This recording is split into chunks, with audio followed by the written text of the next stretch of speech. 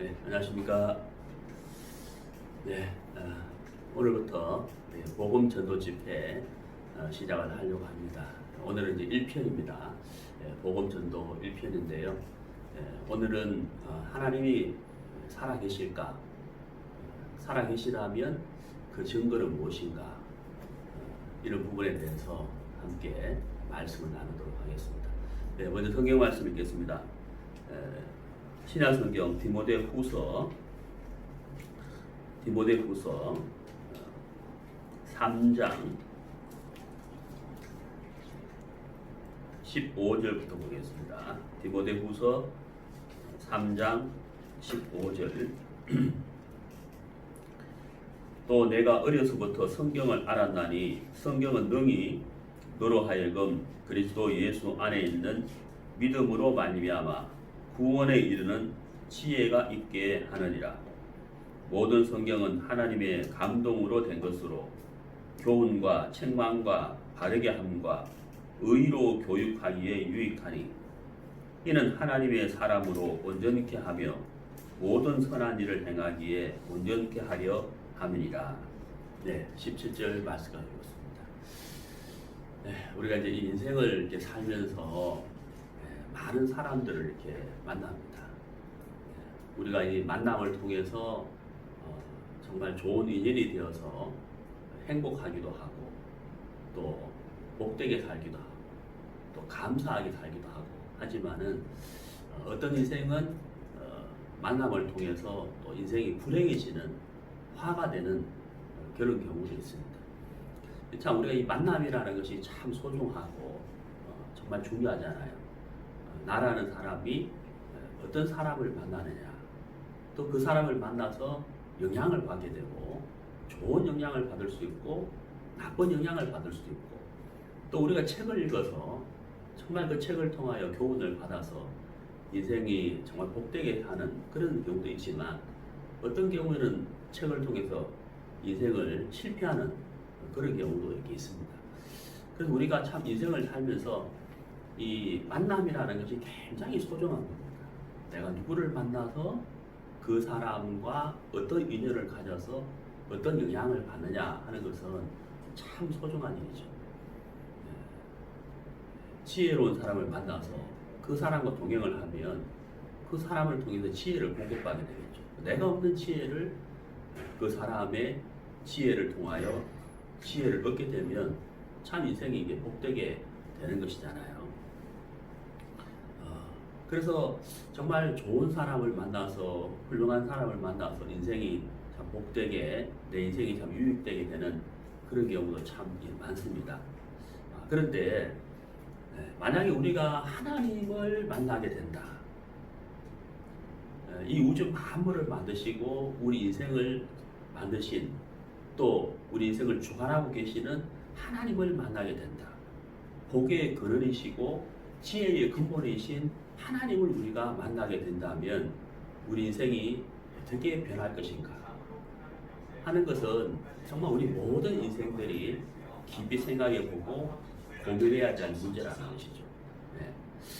성경을 읽어보면은 예수님을 만나서 인생을 정말 복되게 정말 아름답게 사는 그런 인생들의 이야기가 많이 기록이 되어 있습니다. 근데 그 인생들이 예수님을 만나기 전에는 대부분의 인생들이 실패한 사람들이에요. 고통과 고난과 그 저주 속에 그렇게 살던 그런 정말 불행했던 인생들이 예수를 만나서 복된 인생을 사는 그런 아름다운 이야기들이 말씀에 참 많이 나옵니다. 우리가 오늘부터 복음 전도 집회를 이렇게 하게 되는데 이 복음 전도 집회를 통해서 저는 이 말씀을 듣는 모든 분들이 정말 인생을 복되게 정말 행복하게 살게 되기를 바랍니다. 제가 여러분들을 복되게 할 수 있는 능력은 없어요.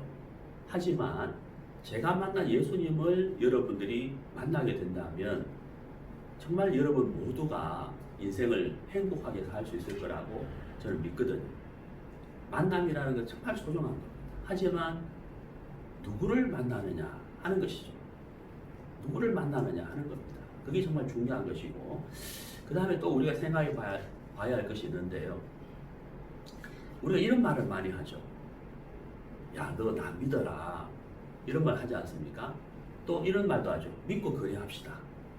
믿고 투자해 보세요. 이런 이야기를 많이 합니다. 우리가 생활 가운데서 믿고 합시다. 믿고 거래합시다. 한번 믿어봐라. 믿고 투자해 보세요. 이런 믿음의 단어를 많이 씁니다.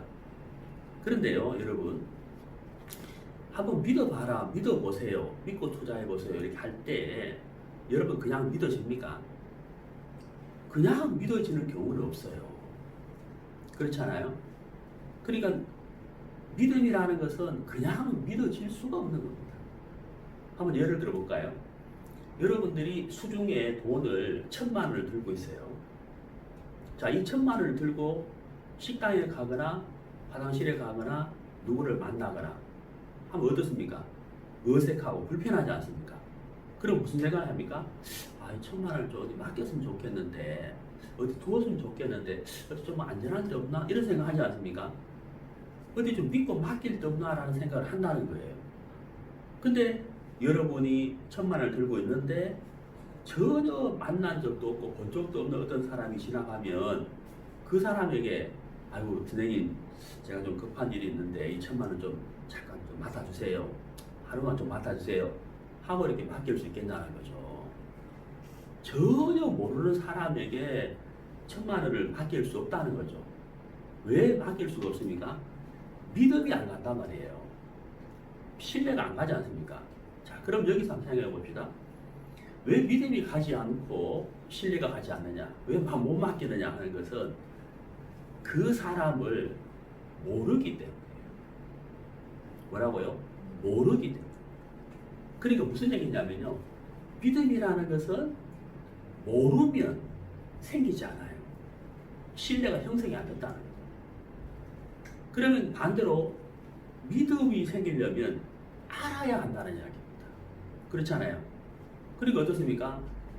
우리가 어떤 사람을 만나서 그 사람과 한 달, 두 달, 1년, 2년 쭉 시간을 보내면서 그 사람에 대한 신뢰관계가 형성이 되고 그럴 때 우리가 친구가 되고 동역이 되고 사업 파트너가 되고 결혼도 하고 이러지 않습니까?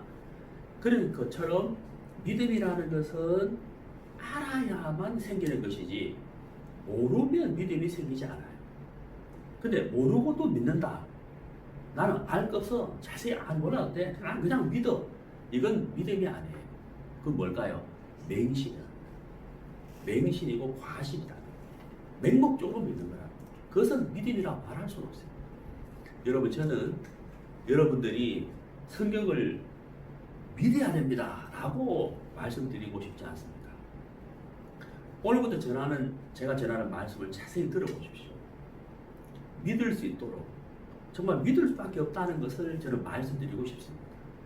하나님이 살아계시다는 사실을 여러분들이 믿을 수 있도록 제가 설명을 해드리겠습니다.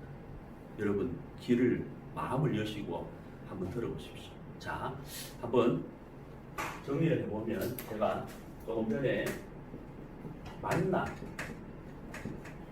그렇죠. 우리가 누구를 만나느냐. 그 다음에 또 무슨 단어를 썼습니까? 믿음. 네. 자, 만남이라는 것은 정말 소중합니다. 내가 누구를 만나느냐. 복될 수도 있고 불행해질 수도 있잖아요. 행복해질 수도 있고 불행해질 수도 있습니다. 근데 이 만남이라는 것은 이 만남이 지속이 되고 행복이 되려면 반드시 서로 간에 무엇이 형성이 되어야 되냐면 믿음이 형성이 돼요. 믿음이 형성이 되어야만 이 만남이 지속이 되고 행복해질 수가 있겠죠. 그렇지 않습니까? 자, 그럼 믿음이라는 것은 무조건 믿어야 된다. 이게 아니에요.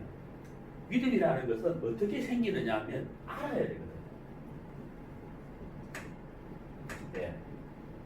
알아야 됩니다. 내가 어떤 사람을 믿는다. 그 사람을 알아야 돼요. 지나가는 사람에게 돈을 못 맡기는 이유가 뭡니까? 모르기 때문이죠. 근데 여러분, 길 건너에 은행이 있어요. 그럼 어떻습니까? 아, 내가 저 은행에다가 1,000만 원을 맡겨야 되겠다. 불안합니까? 그렇지 않잖아요. 편안하잖아요. 시간이 지나면 이자 더 줘. 그리고 국가에서 5천만 원 이하는 은행이 부도가 나도 국가에 책임진다는 것을 알기 때문에 편안한 마음으로 1천만 원, 2천만 원, 3천만 원, 5천만 원을 맡길 수가 있는 거예요. 그것이 바로 믿음이라는 거죠. 알기 때문에 정확하게 알면 믿음이 생긴다 이 말입니다. 모르면 믿음이 안 생기죠. 불안하잖아요.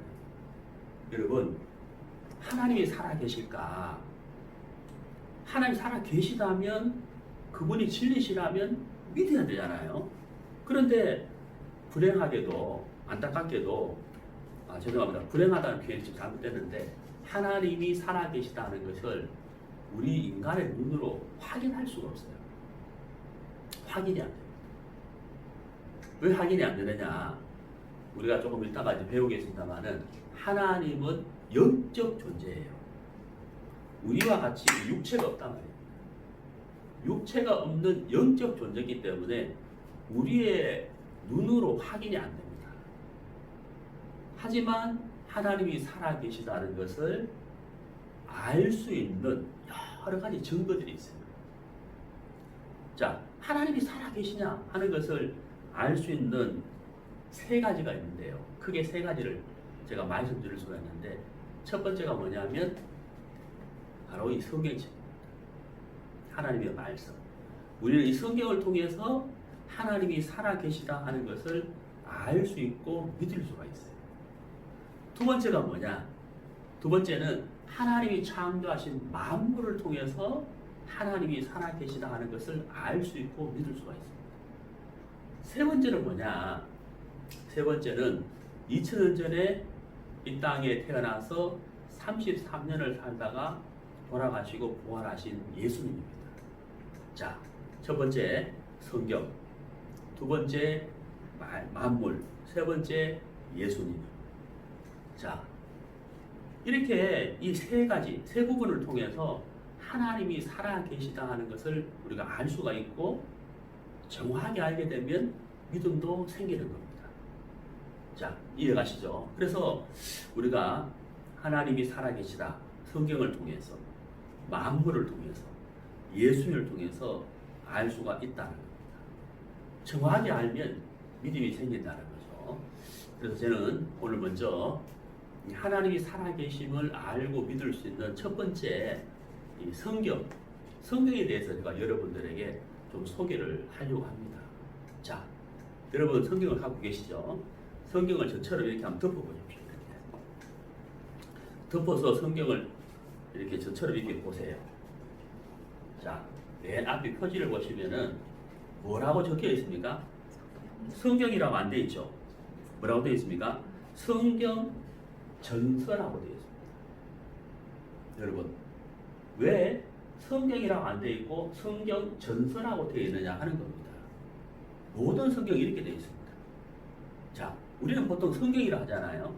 그거 틀린 건 아니에요. 맞는데 이 성경책의 맨 앞을 보면 성경 전서라고 되어 있어요. 뭐냐? 자, 제가 대학 다닐 때 어머니께서 저한테 책을 사주셨어요.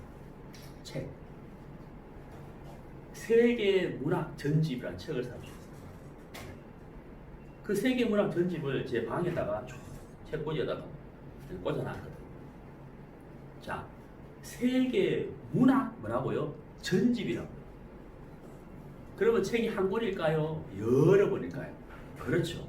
여러 권일 거예요. 한국 문학 전집 한 권일까요? 여러 권일까요? 그렇죠. 당연히 여러 권인 거예요. 자, 성경 전서라고 했잖아요. 모을 전자에 편지 서자입니다. 세계문학 전집이 한 권이 아닌 것처럼 성경 전서라고 왜 표현을 하느냐 하면 성경이 한 권이 아니기 때문에. 그럼 성경이 몇 권일까요? 성경은 66권. 제가 이제 개인 전도를 이렇게 하면서 한 번도 교회를 다니지 않고 하나님이 살아계심을 모르는 분한테 제가 성경을 소개하기 위해서 66권입니다. 그러면 깜짝 놀래요. 네, 그냥 우리가 이렇게 들고 다니니까 한 권으로 보이잖아요. 사실은 성경이 한 권이 아닙니다. 66권이 66권. 네, 이 안에 66권의 책이 있다는 거죠. 그러니까 세계 문학 전집 여러 권이 있잖아요. 제가 대학 다닐 때 어머니께 사준 책은 50권이었어요. 그래서 우리가 이렇게 들고 다니지만 이 책 안에 몇 권의 성경이 있느냐 하면 66권의 성경의 책이 있는 거예요. 자, 잘 들어보십시오. 근데 이 성경을요, 크게 나누면 어떻게 나눌 수가 있느냐 하면 구약과 신약으로 나눌 수가 있어요. 구약과 신약으로 나눌 수가 있어요. 근데 여러분 여기서 잘 들어보십시오. 우리가 여기 생각해 볼 것이 있는데 구약과 신약을 나누는 기준이 있어요. 구약과 신약을 어떻게 나누냐면은 예수님, 자 2000년 전에 이 땅에 태어나셨던 예수님이 태어나신 그 예수님의 생일을 기준으로 해서 그 전에 있던 성경을 구약이라고 합니다. 구약, 옛구자를 써서 예수님이 태어나신 이후에 쓰여진 책을 뭐라고 할까요? 예, 신약이라고 합니다. 예수님을 기준으로 그 전에 있던 성경을 구약, 이게 39권이에요. 예수님 오신 이후에 기록된 책, 신약 27권. 구약과 신약입니다. 그러니까 구약과 신약 39권, 27권 합치니까 66권이 되는 거예요. 이 66권의 성경을 몇 명이 기록했느냐? 40명이 기록을 했습니다. 구약 성경을 기록하는데 1500년이 걸렸어요. 신약이 기록되는데 약 100년이 걸렸어요.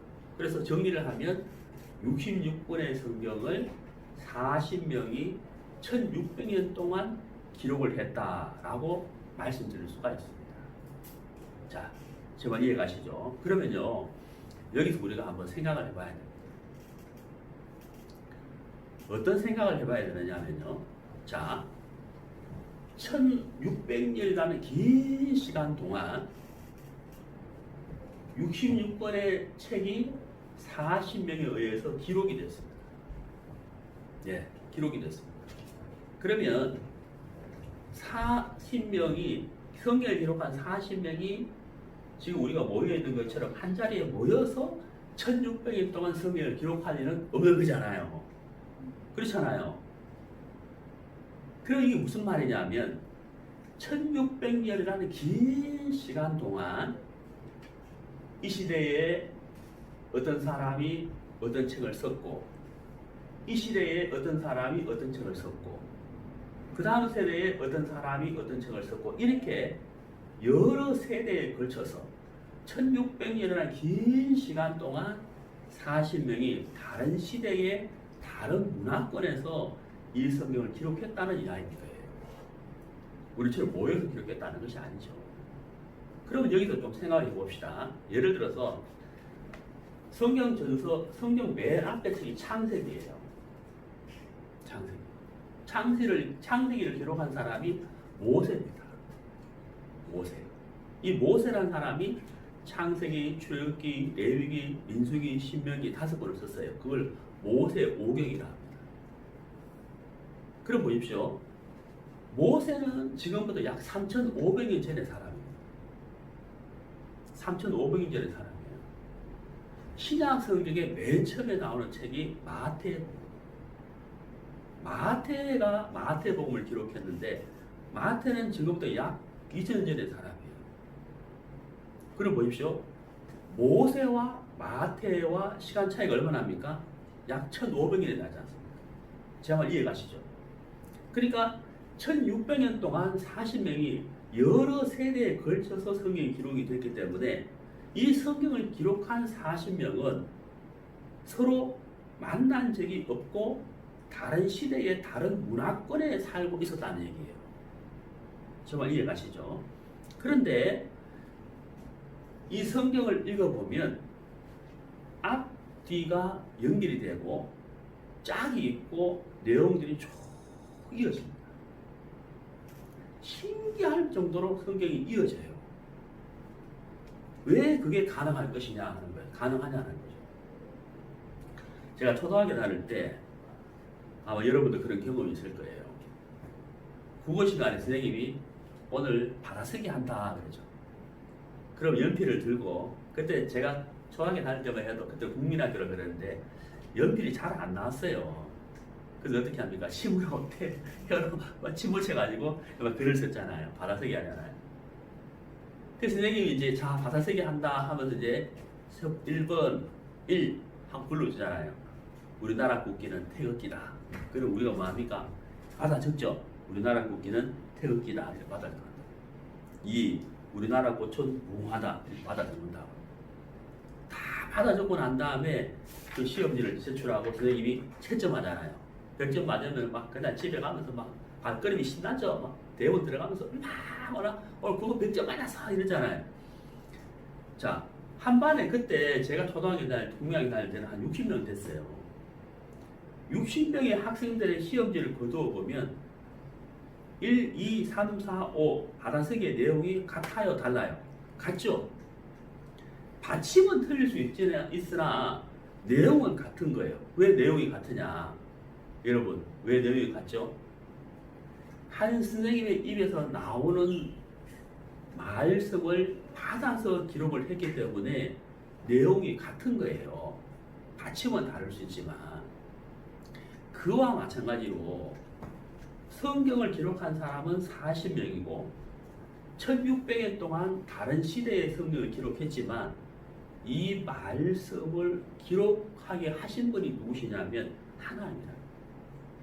하나님의 입에서 나오는 말씀을 40명이 받아서 기록한 내용이 책이기 때문에 이 성경의 내용이 이어지고 서로 짝이 정말 신기할 만큼 말씀 위의 내용들이 정확하게 이어지고 연결되고 짝이 있다는 거예요. 자, 성경을 한번 찾아보겠습니다. 성경을 찾아보시겠습니다. 신약 성경에 베드로 후서라는 책이 있습니다. 신약 성경 좀 뒤쪽으로 가시면요. 베드로 후서라는 책이 있습니다. 베드로 후서 1장. 네, 신약 성경 385페이지.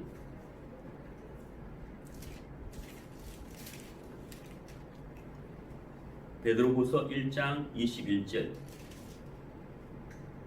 20절부터 보겠습니다. 먼저 알 것은 경의 모든 예언은 사사로이 풀 것이 아니니 예언은 언제든지 사람의 뜻으로 낸 것이 아니요 오직 성령의 감동하심을 입은 사람들이, 그 다음 잘 보십시오. 하나님께, 그 다음 어떤 단어 나왔습니까? 받아 말한 것임이니라. 여기 받아라고 해요. 받아. 우리가 국문학교 뭐였죠? 받아쓰기. 기억나시죠? 받아쓰기. 선생님의 입에서 나는 말씀을 받아 적었잖아요. 그런 것처럼 이 66권의 성경은 하나님의 말씀을 받아서 말한 것이다. 받아서 기록한 것이다 하는 겁니다. 제가 차근차근 이 부분에 대해서 설명을 해드릴 겁니다. 정말 이 책이 하나님의 말씀을 받아서 기록한 것인지, 인간의 생각을 기록한 것인지, 인간의 지혜를 기록한 것인지를 제가 몇 가지 증거를 찾아서 보여드리도록 하겠습니다. 자, 먼저 이 베드로후서 1장 21절 말씀을 꼭 기억해 주시기를 부탁을 드립니다. 사람의 지혜, 사람의 경험, 사람의 사고를 기록한 책이 아니라는 거예요. 하나님의 말씀을 받아서 말하고 기록한 책이다. 그것이 바로 성경이다. 성경은 그렇게 기록이 된 것이다. 자, 디모데후서 조금 전에 우리가 본문을 읽었잖아요. 본문을 보시죠. 디모데후서 3장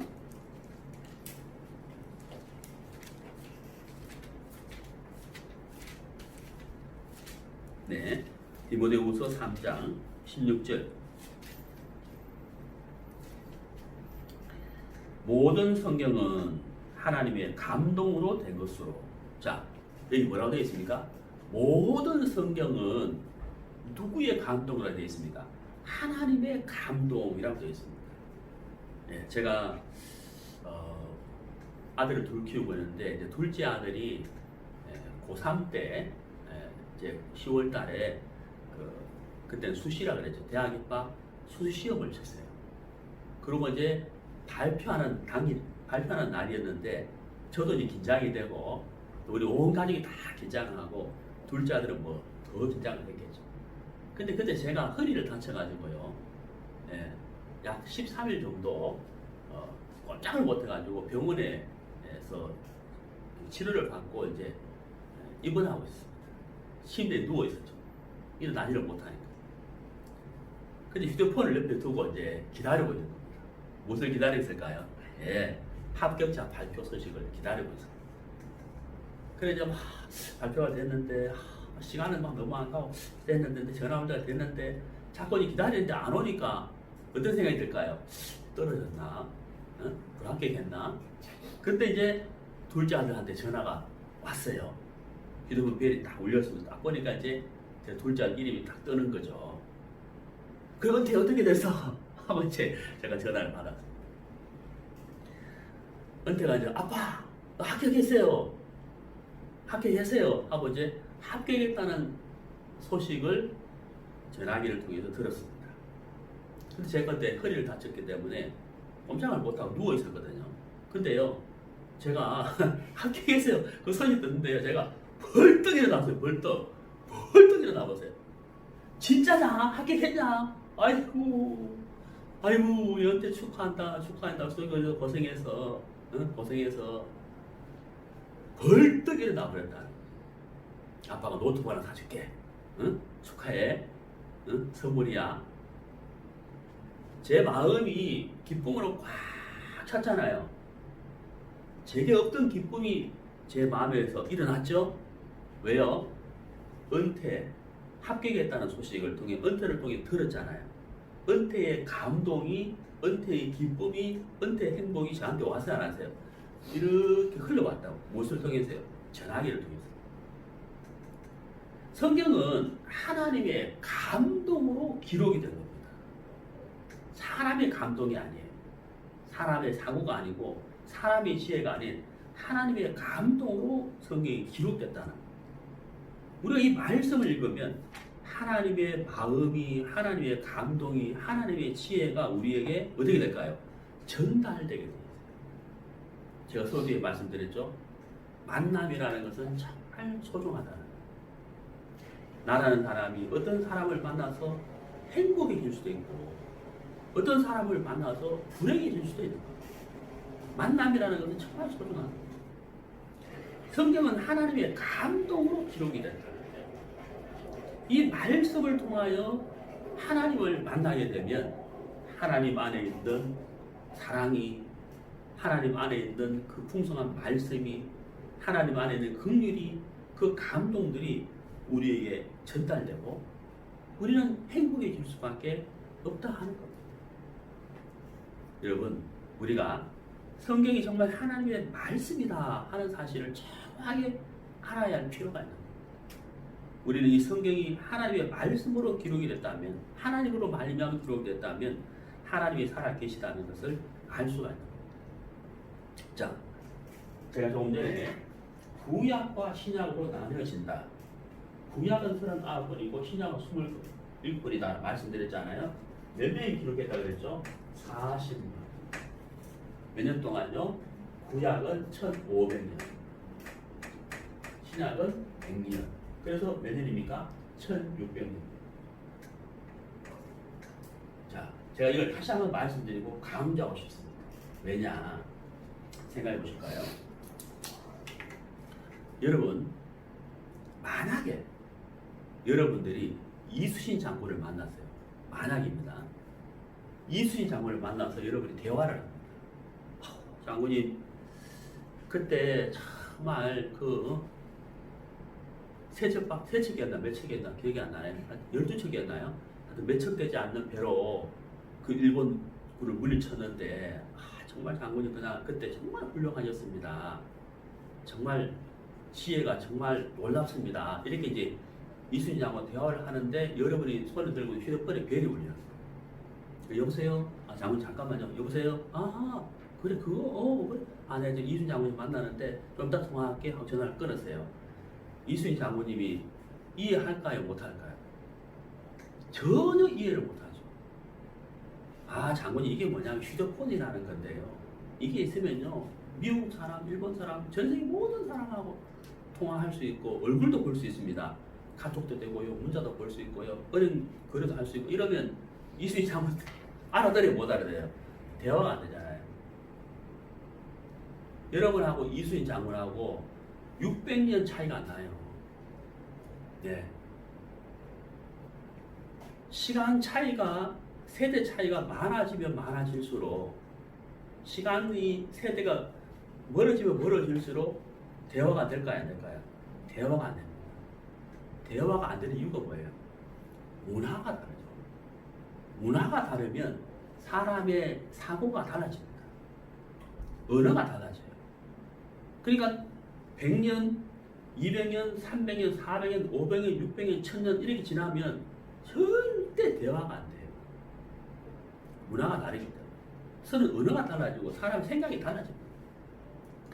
성경은 자 1600년이라는 시간이 걸쳐서 40년이 66권의 성경을 기록했어요. 대화가 될까요? 대화가 될 리가 없습니다. 그런데 성경을 읽어보면요, 너무나도 놀랍게도 연결이 되고 이해가 되고 이어지고 구약과 신약의 말씀이 서로 짝이 되어서 연결이 됩니다. 굉장히 놀랍습니다.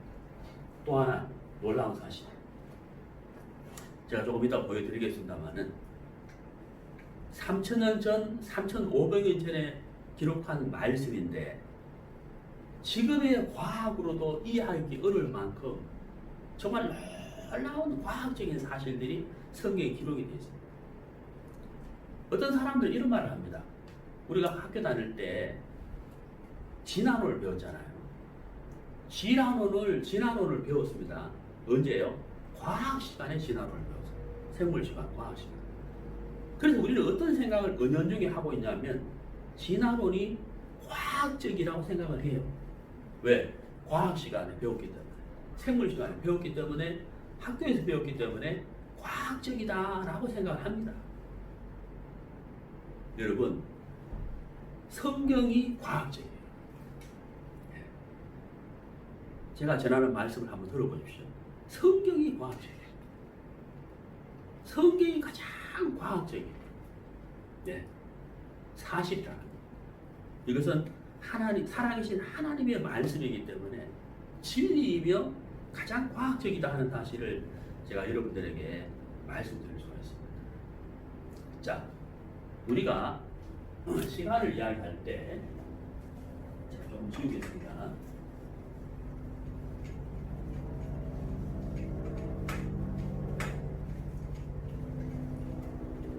자, 우리가 시간을 이야기할 때요,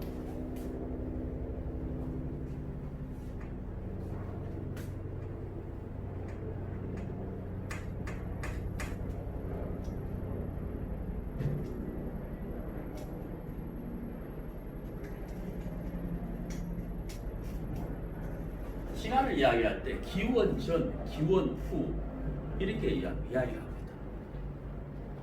예, 그렇잖아요. 이해가시죠? 소크라테스 이러면은 소크라테스 생애에 빛이란 단어가 들어가요. 그렇죠? 기원 전의 사람이다 이 말입니다. 어떤 사람의 생애를 예를 들어 1932년생 이러면 앞에 AD가 들어가요. 소크라테스는 BC 사람이니까 BC 몇 년 출생 이렇게 된다. BC란 말은 기원 전을 말하고 AD란 말은 기원 후를 말해요. 그러면 기원 전과 기원 후를 나누는 기준이 있을 거 아니에요. 기원 전을 영어로 BC라고 하는데 Before Christ란 말이거든요. 예수님이 태어나기 전 이런 뜻입니다. 그럼 AD는 뭐냐면 아너 도밀이라는 뜻인데 이게 무슨 뜻이냐면요. 주님의 해, 주님의 시대 이런 뜻입니다. 아너 도밀. 그러니까 무슨 말이냐면 예수님이 태어나기 전을 기원 전이라 그러고 예수님이 태어나신 이후 예수님의 시대, 주님의 시대, 아노 도미니 이렇게 구분해 놨다는 거죠. 그러니까 BC와 AD를 나누는 기점, 기준은 바로 예수 그리스도가. 왜 기원 전과 기원 후를 예수님을 기준으로 했을까? 인류 역사상 가장 영향을 끼치신 분이 예수님이시기 때문에 그렇다는 거예요.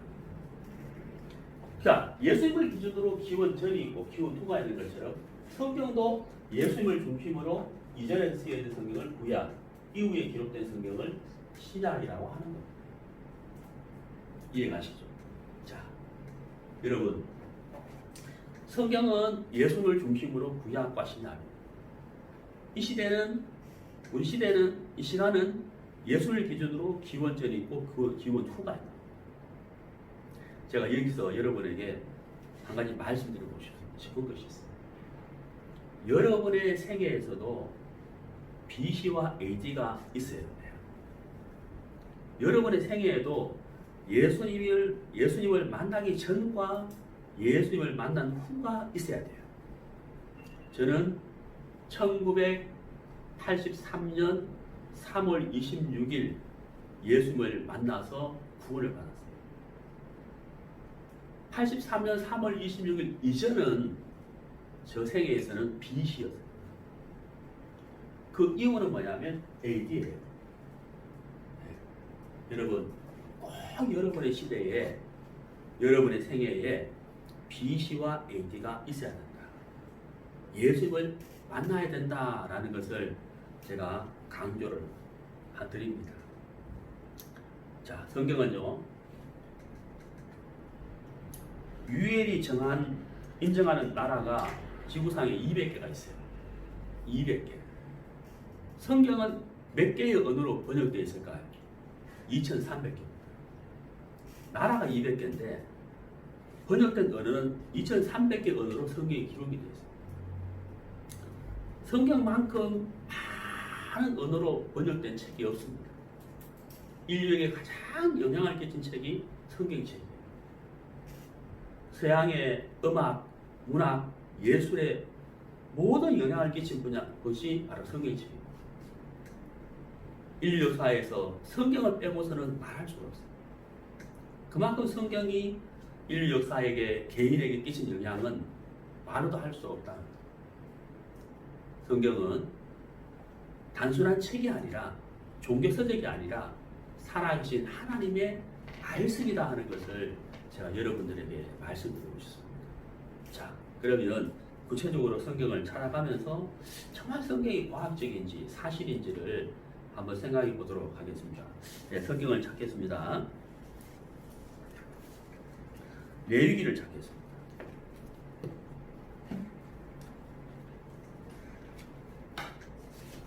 레위기 15장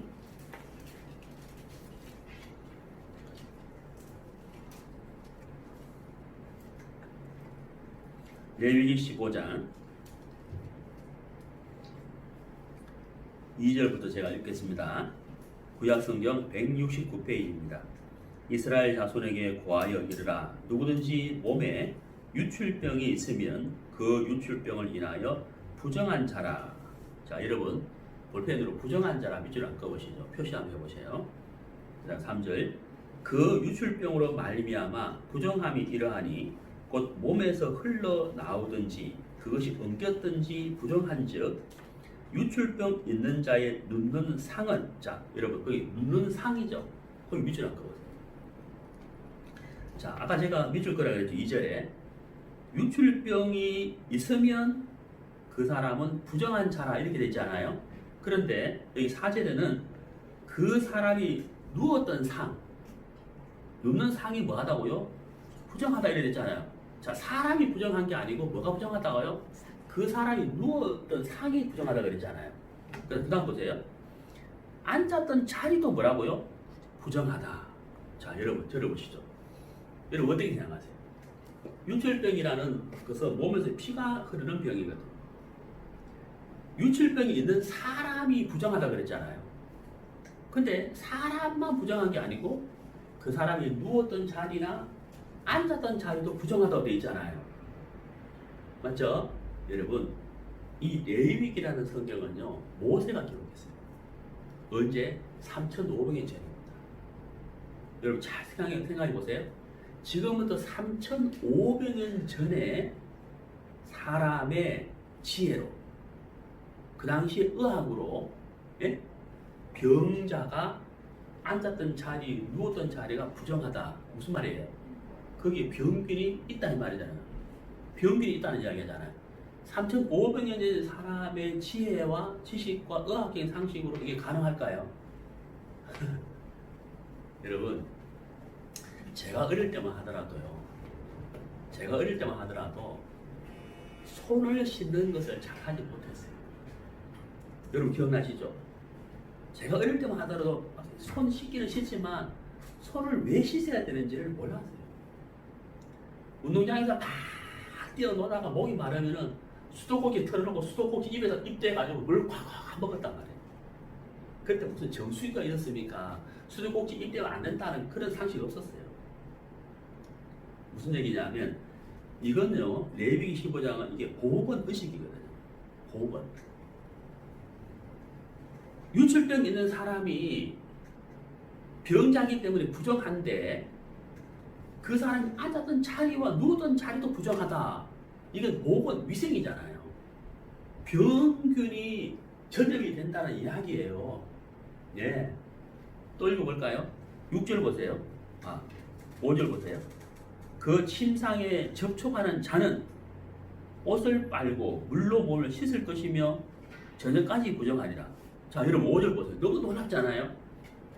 병자와 접촉한 것이 아니고요. 병자와 접촉한 것이 아니고 병자가 앉았던 누웠던 자리에 접촉해도 뭐하라 그랬습니까? 몸을 씻으라 그랬죠. 어떻게 생각하세요? 이게 위생, 보건이잖아요. 자, 여러분 3,500년 전의 사람이 이렇게 놀라울 정도로 위생과 보건 의식이 있었을까요? 아니에요. 그러니까 이 말씀은요, 이 성경은요, 3,500년 전의 사람의 지혜와 지식이 아니라는 거예요. 누구의 지혜일까요? 하나님의 지혜. 하나님이 모세에게 말씀하셨다는 거예요. 하나님이 모세에게 가르쳐 주신 거예요. 좀 전에 제가 그랬잖아요. 모든 성경은 하나님의 감동으로 기록됐다는 거예요. 하나님의 감동을 받아 말한 것이다. 하나님의 지혜를, 하나님의 말씀을 받아서 기록했기 때문에 당연히 이 성경에는 하나님의 지혜가 담겨 있는 거예요. 3,500년 전에 사람이 이런 지혜에 있을 수 없습니다. 보건의식이 없어요. 여러분, 지금 우리 시대에 코로나19가 이제 전염병으로 계속 번져나가잖아요. 계속 방송에서 무슨 이야기 합니까? 최대의 방역은 마스크다. 손을 씻으세요. 2m 거리를 두세요. 접촉하지 마세요. 그렇잖아요. 이유가 뭐예요? 접촉을 왜 하지 못하게 합니까? 왜 마스크를 써야 됩니까? 비말을 통해서 병이 옮겨진다. 만지지 마, 접촉하지 마. 그래서 손을 계속 씻으라 그러잖아요. 깨끗하게 씻으라 그러잖아요. 3,500년 전에 이 사실을 기록했다는 것은 굉장히 놀라워. 성경은 사람의 지혜로 기록된 것이 아니라 하나님의 말씀으로 기록됩니다. 여러분 14세기에 유럽에 큰 전염병이 유행을 한 적이 있습니다. 전염된 적이 있습니다. 그게 흑사병입니다. 이 흑사병을 왜 흑사병이라 하냐면 지 몸에 붙어 있는 벼룩에 의해서 병이 전염이 됐는데 이 병에 걸린 사람이 피부가 새까맣게 썩어서 죽었어요. 그래서 흑사병이라고 그래요. 패스트균에 의해서 옮겨진다고 해서 패스트병이라고도 해요. 우리가 인류 역사를 보면은 이 흑사병으로 인해서 유럽 인구의 3분의 1이 죽었다고 되어 있어요. 정말 우리 인류 역사상 아픈 기억이잖아요. 유럽 인구의 3분의 1이 죽었다. 그런데요, 그때 건강을 유지한 사람들이 있었어요. 건강을 유지한 민족들이 있었습니다. 그 민족들이 어떤 민족인지 아세요? 유대인이었어요. 유대인들은 왜 건강을 유지할 수 있었느냐는 거죠. 이상하지 않습니까? 방금 읽은 레위기 15장에 병자뿐만 아니라 병자가 쓰던 물건과 접촉만 해도 뭐라고요? 몸을 씻으라고 해요. 몸을 씻으라고. 유대인들은 말씀을, 하나님의 말씀, 성경을 믿었기 때문에 그들은 철저하게 말씀대로 몸을 씻었기 때문에 전염병에 전염되지가 않고 건강을 유지할 수가 있었다. 여러분, 성경은요, 하나님의 말씀이에요. 하나님의 지혜로 기록된 책입니다. 3,500년 전의 사람으로 이 지혜가 기록됐다? 아니에요. 하나님의 말씀으로 기록이 됐다 하는 것을 제가 여러분들에게 말씀드리겠습니다. 자, 레위기 21장을 한번 펴보시죠. 레위기 21장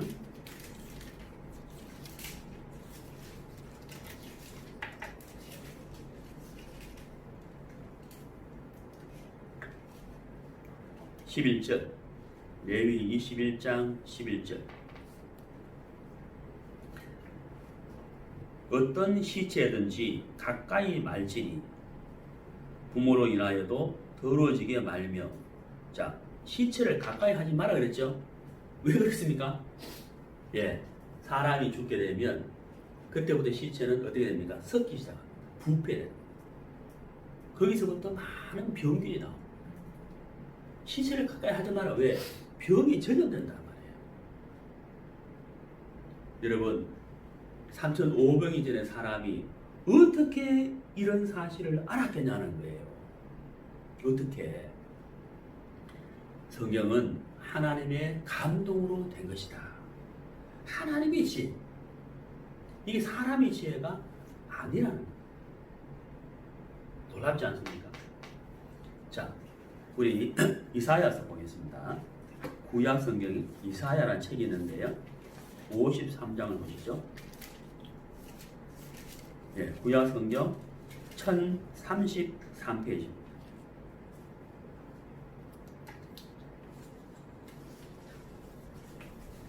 구약 성경 이사야 53장 1033페이지. 이사야 53장 5절입니다.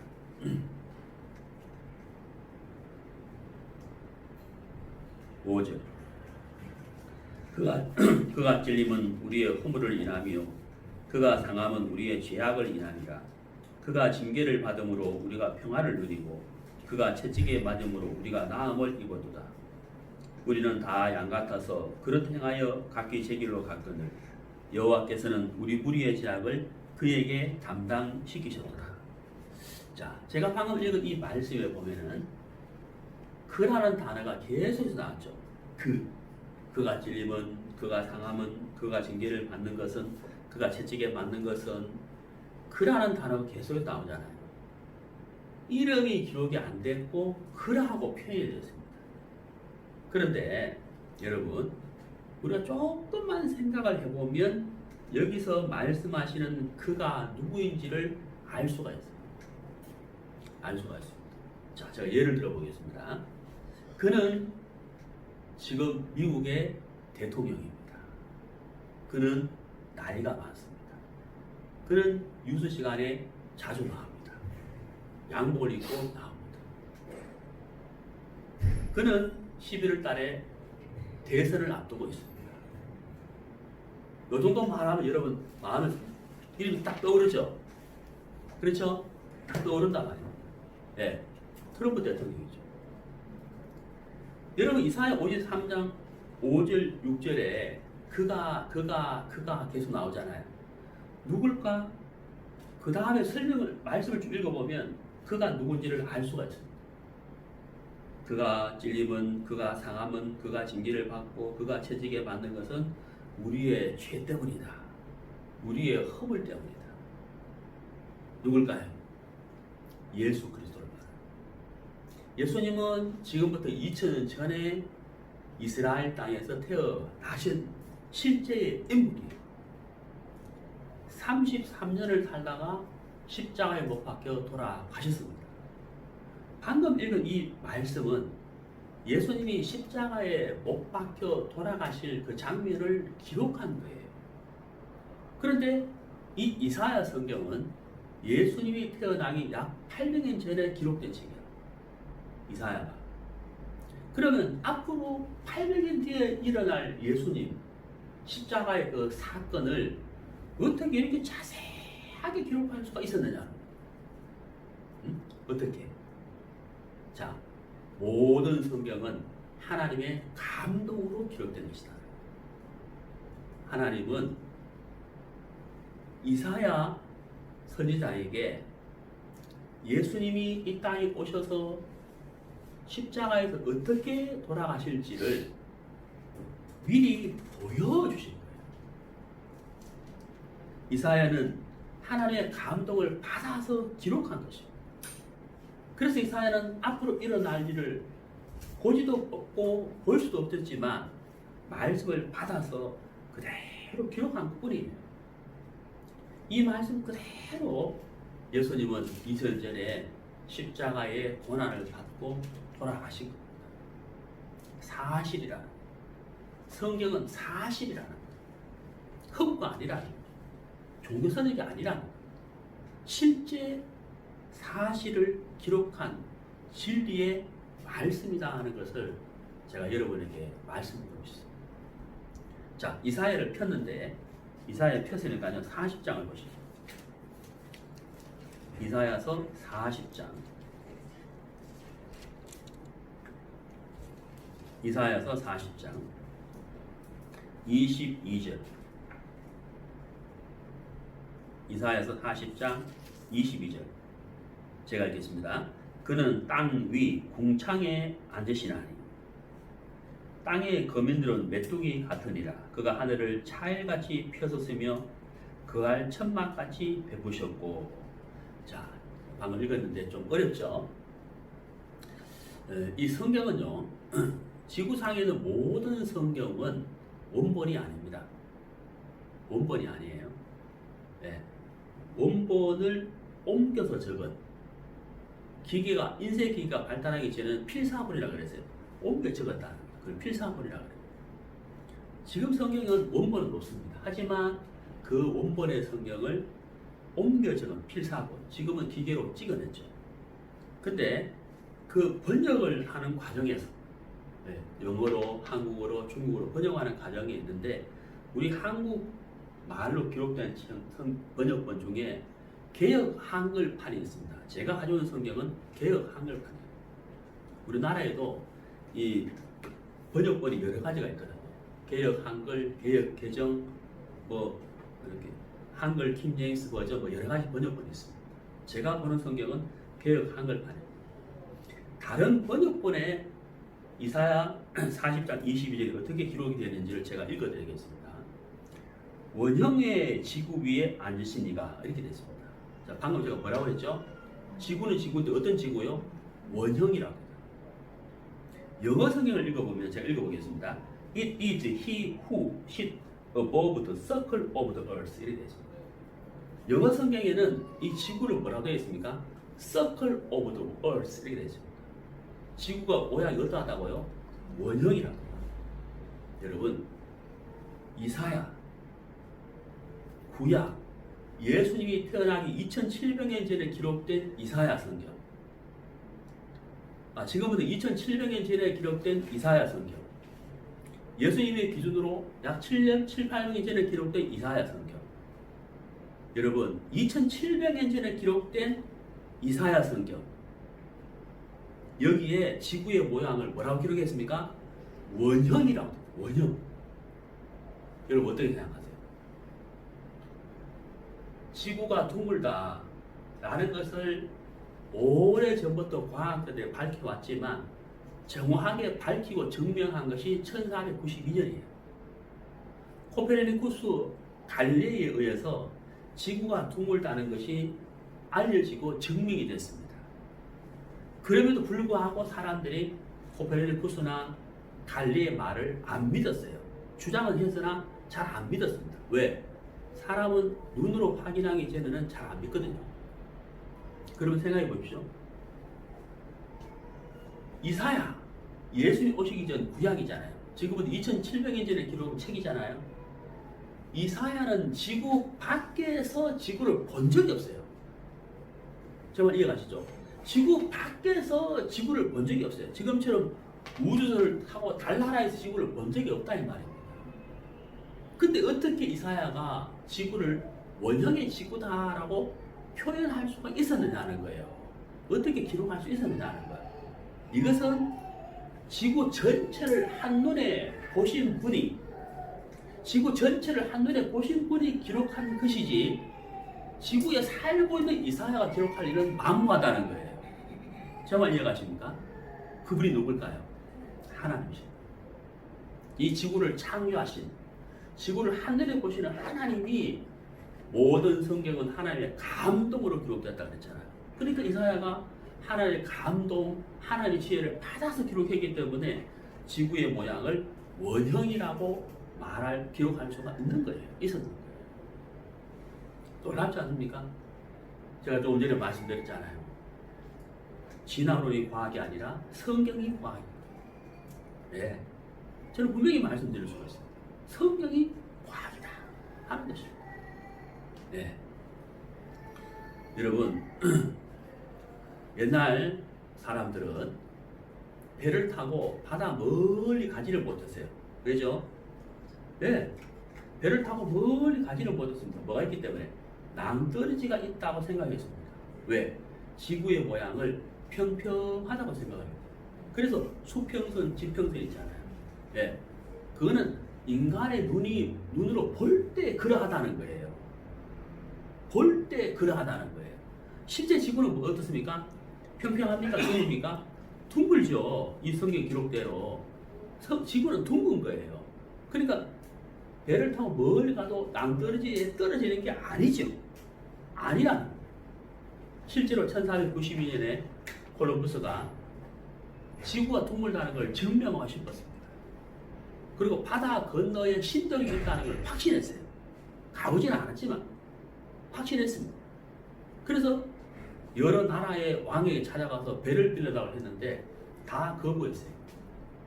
그때 콜럼버스가 스페인 여왕을 찾아갔어요. 나에게 배를 좀 빌려달라고. 스페인 여왕이 콜럼버스에게 배를 3척을 빌려줬어요. 거기에 88명의 선원을 나누어 태우고 항해를 하기 시작했어요. 네. 그리고 그 유명한 콜럼버스 계란 사건 아시죠? 그때 일어난 일이죠. 계란을 세울 수 있느냐? 계란을 어떻게 세워요? 밑을 까서 깨가지고 세웠잖아요. 그게 무슨 이야기입니까? 사람의 관념을 깨는 이야기예요. 88명의 선원이 배를 타고 가는데 어떤 사람은 바다 건너 신 때리겠다 하더라. 이렇게 희망을 가지고 항해를 했지만 어떤 사람은 항해를 하면 할수록 불안하잖아. 불행이 아니라 불안하지. 왜? 낭떠러지가 있을 건데 떨어져 죽을 건데 불안했다는 거예요. 믿음 있는 사람과 믿음 없는 사람의 차이라는 거예요. 여러분, 콜럼버스는 신대륙을 발견했어요. 바다 건너 떨어져 죽지 않았다는 거죠. 왜? 지구는 처음부터 둥글었어요. 처음부터. 하나님 그렇게 창조하셨다는 거예요. 하지만 사람의 관념 속에는 지구는 둥글지가 않죠. 왜? 눈으로 보기에 수평선, 지평선이 있기 때문에 지구는 평평하다고 수천 년 동안 생각했다. 그 생각이 옳았습니까? 사람이 눈으로 보는 게 옳았습니까? 틀렸어요. 성경은 처음부터 지구는 원형의 지구다라고 말씀하십니다. 왜? 하나님이 그렇게 창조하셨기 때문에. 자, 오늘 이제 1편 시간인데요. 여기까지 하도록 하겠습니다. 여러분, 성경은 하나님의 감동으로 기록된 책입니다. 66권, 구약 39권, 신약 27권. 하나님의 지혜와 하나님의 감동으로 기록된 하나님의 말씀입니다. 이것이 정말 하나님의 말씀이냐? 제가 오늘 몇 가지 보여드렸습니다. 예, 레위기의 위생, 보건 의식에 대해서 말씀드렸잖아요. 그리고 지구가 원형으로 만들어졌다는 것을 이사야 성경에 기록되어 있다는 사실. 그리고 예수의 탄생, 예수의 죽음에 대해서 이사야 53장에 기록된 것을 제가 여러분에게 말씀드렸습니다. 자, 제가 이 편에 좀 더 자세하게 말씀을 드려서 이 성경이 하나님의 말씀이라는 것 사실을 제가 여러분들에게 설명해 드리도록 하겠습니다. 오늘 1편 여기까지 하도록 하겠습니다. 감사합니다.